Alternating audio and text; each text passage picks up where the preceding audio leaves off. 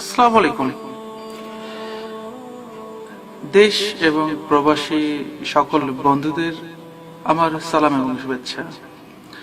তা বন্ধুরা, R97 সবসময় আপনাদের গ্রহণযোগ্য এবং সত্য কিছু তুলে ধরার চেষ্টা সবসময় করে। আর বিশেষ করে আমাকে আপনারা অনেকেই আমার কণ্ঠ শুনছেন।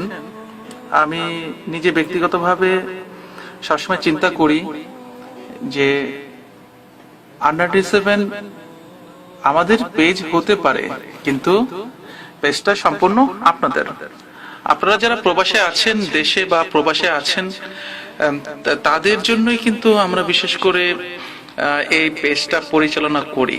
এবং পেজটা সম্পূর্ণ আমি বলবো আপনাদের। আমরা যারা এটাকে পরিচালনা বা অ্যাডমিন আছি, আমরা আপনাদের সেবা করি বা আপনাদের কোনো তথ্য জানাই।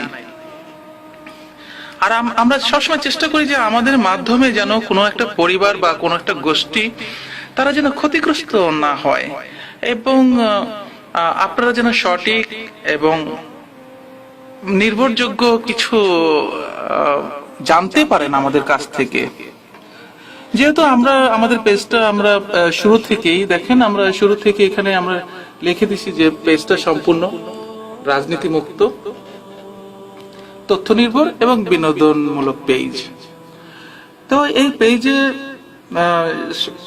কিছুদিন আগে একটা বিষয় নিয়ে আমরা সকল প্রবাসী, দেশ এবং প্রবাসী অনেকেই আমরা কিন্তু প্রতিবাদ করেছিলাম এবং আমরা ঝড় তুলেছিলাম।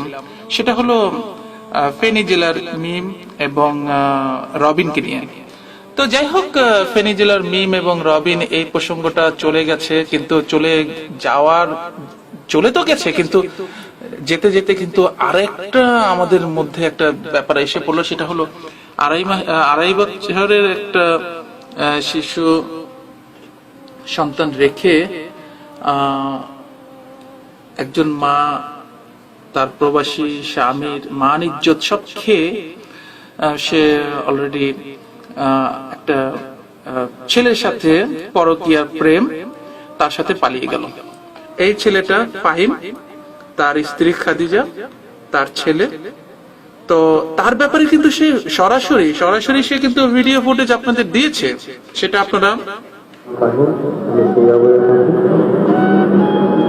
কিছুদিন আগে একটা ফেসবুকে পেজ করেছিলাম R97, ওটা তো দেখলাম যে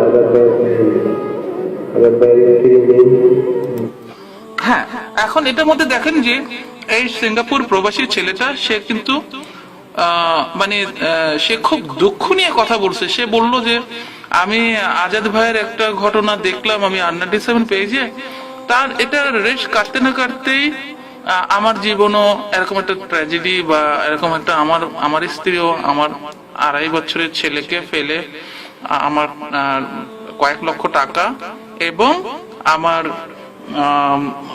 আমার বোর আমার বাবার থেকে দেওয়া ইগুলো স্বর্ণ অলংকার নিয়ে পালিয়ে গেছে ছোট বাচ্চাটাকে রেখে।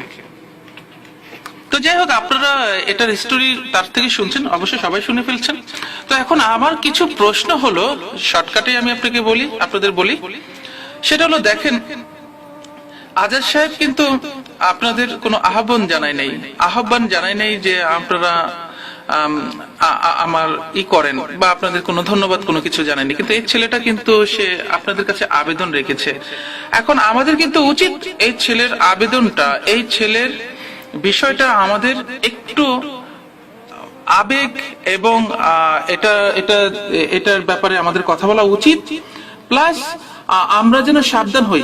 তবে একটা কথা আমি আপনাদের বলে রাখি এর মাঝে, যে একজন মিম অথবা একজন খাদিজা, তাদের জন্য কিন্তু সম্পূর্ণ মেয়ে জাতটা কিন্তু খারাপ হয়ে যায়নি। অথবা আজকে একজন ফাহিম, সে আজ প্রতারিত বা তার স্ত্রী পরকীয়া করে পালিয়ে গিয়েছে, এটা আমাদের কিন্তু মনে নেওয়ার কোনো প্রয়োজন নেই যে আমাদের স্ত্রীও তো আছে, আমরাও তো প্রবাসে আসছি স্ত্রী ফেলে, বা আমাদের সন্তান রেখে কি আমাদের স্ত্রীও কি পালিয়ে যাবে? না, এটা আমাদের ভাবার কোনো প্রয়োজন নেই। কিন্তু সাবধানতা অবলম্বন করাটা আমাদের জন্য, সকলের জন্য ফরজ। যে না, আমার স্ত্রীকে আমরা পর্দায় রাখবো, তারা কোথায় কার সাথে কখন কথা বলতেছে, কখন ফোন করতেছে, কি আসে বিষয়, তাদের কথাবার্তায় যদি কোনো চেঞ্জের আসে এটা ব্যাপারে খোঁজ রাখবো। শ্বশুর বাড়ি এবং আমার মা আছে, আমার বাবা আছে, তাদের কাছে বলবো। তো যাই হোক, এটা সাবধানতা আমাদের নিতে পারি, আমরা সাবধানতা নিতে পারি এবং আমরা প্রতিবাদ করতে পারি। এখন বাদ আমি আরেকটা কথা বলি, যেহেতু আমি R97 পেজের মধ্যে একজন সামান্য একজন অ্যাডমিন আছি, তো আমার বিষয়টা পরিষ্কার করাটা উচিত। তো আমি আগে ভাগে ব্যাপারটা পরিষ্কার করি। সেটা হলো যে ফাহিমের বাবা উনি বর্তমানে কাতার প্রবাসী, এক নাম্বার। দুই, ফাহিম সে বাইরে থাকে, তার ছোট ভাই সে মালয়েশিয়ায় থাকে। তো এখন সেটা কার কাছে যাবে? তার শুধু মাত্র মা আছেন, মা আছে বাড়িতে। তো মা আছে, মা একজন গৃহিণী, সে আইন আদালত কি সে বুঝবে? সে কোথায় যাবে? কার দরজায় খেয়ে সে নাড়া দিবে? আর সবচেয়ে বড় কথা হলো যে এটা একটা মাসুম বাচ্চা। এই মাসুম বাচ্চাকে রেখে কিভাবে ফাহিমের আম্মা দৌড়াদৌড়ি করবে? নাকি আপনারা যেভাবে মাঝে দুই একজন, আজকে পেজের মধ্যে 4 লক্ষ দেশি এবং প্রবাসী বন্ধুরা, এখানে 4 লক্ষের উপরে আপনারা এখানে আমাদের মেম্বার। তো আপনাদের মাঝে 2-4 জন, মাত্র 2-4 জন, বেশি না, এরকম যদি 10 জন যদি বলতো তাহলে হয়তো আমরা এটাকে একটু মাইন্ডে নিতাম।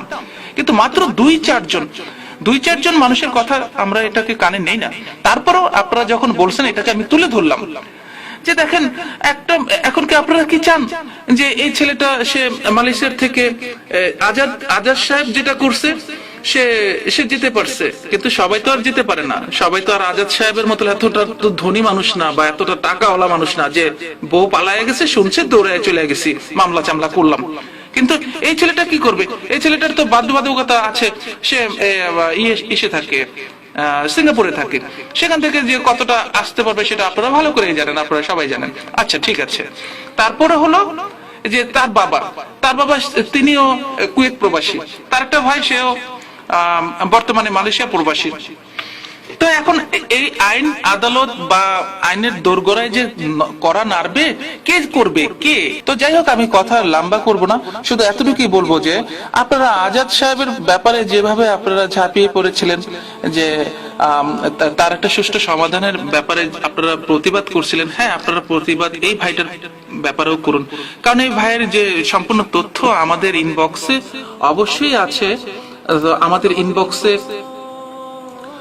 উনি আমাদের সম্পূর্ণ কিছু, আমাদের ডেটা সবকিছু, আমাদের নাম ঠিকানা, কে কোথায় কি আসে বিষয় সবকিছুই সে আমাদের কাছে এখানে শেয়ার করছে।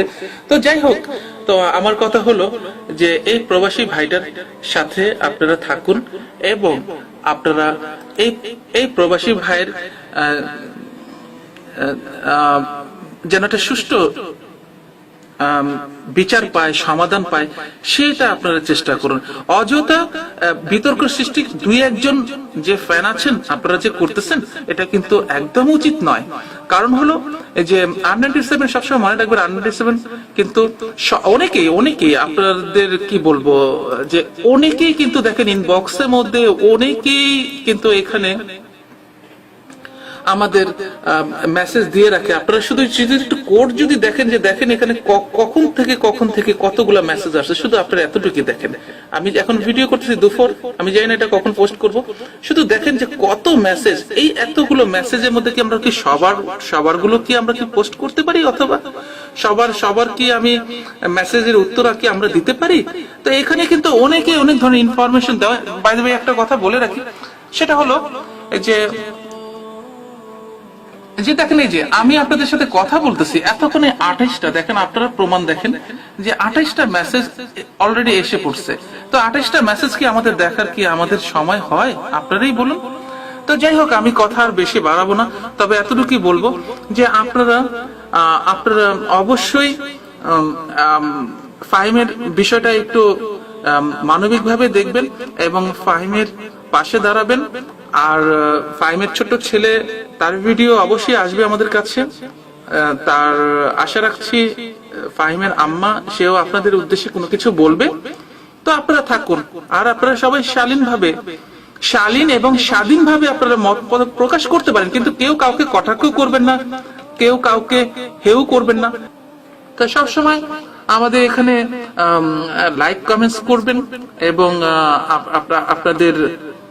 আপনাদেরই করবেন।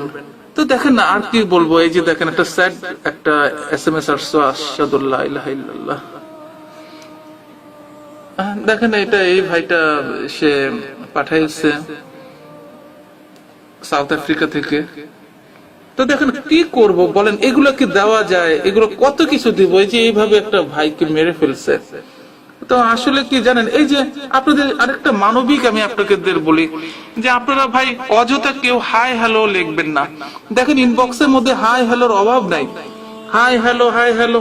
তো এই যে এত কিছু থ্যাঙ্কস, এগুলো দেওয়ার কোনো প্রয়োজন নেই। এই যে হাই থ্যাঙ্কস এগুলো দেওয়ার কোনো প্রয়োজন নেই, কারণ এই যে দেখেন একটা মানুষের আমাদের কাছে যে মেসেজ গুলো আছে এগুলো কিন্তু আমাদের দেখতে খুব অসুবিধা হয়।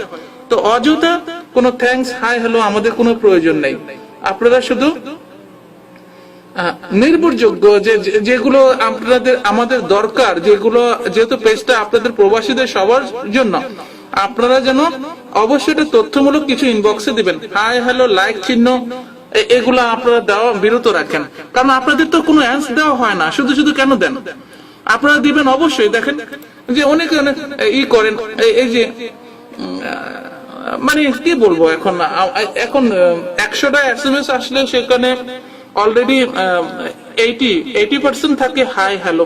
তো ঠিক আছে, আমি আর বেশি কথা বলতে চাচ্ছি না, কারণ আপনাদের সময় অনেক মূল্যবান সময় নষ্ট করে। তো সকলকে আবারও শুভেচ্ছা, আবারও